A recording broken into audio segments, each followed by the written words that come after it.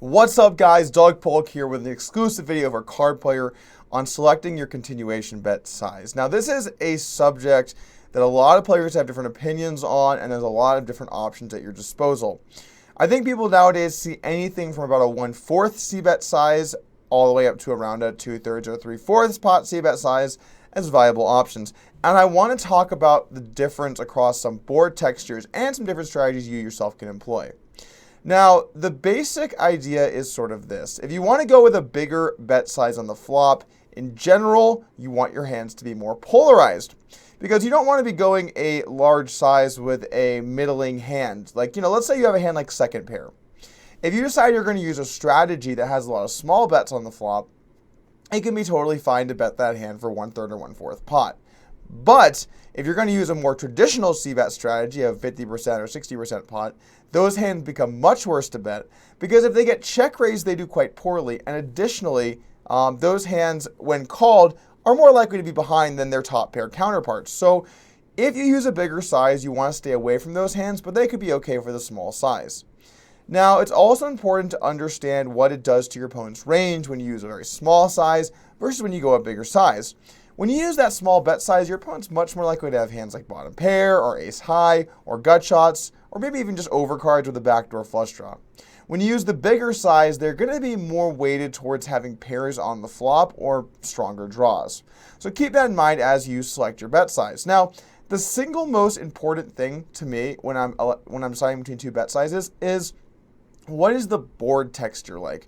What size gets the job done the best? And when you look at boards that are very connected, that often means you're going to have to pick big sizes. Now, you need to use these big sizes because if you bet too small, players can float you with anything. And the best example of this, let's take a board like 6-4-2 with a flush draw.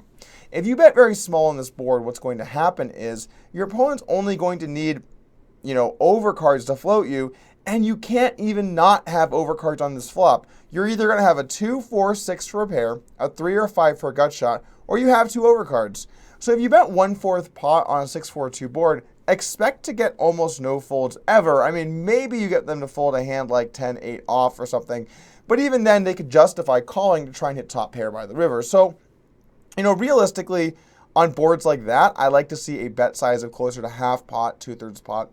And the same thing is sort of true on boards that are connected and more middling, like 9-8-6, those types of flops. Not quite the same because there are hands that can have a 2, 3, 4 in them that are going to have to fold even versus the smaller size.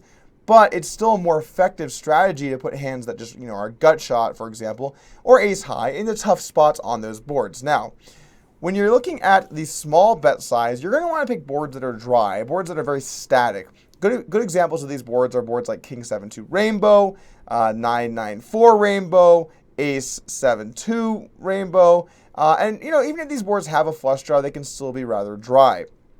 So there are then boards in the middle ground where you can kind of go either way. Boards like Jack 7-4 with a flush draw, Jack 7-2 with a flush draw, Queen 8-3 with a flush draw.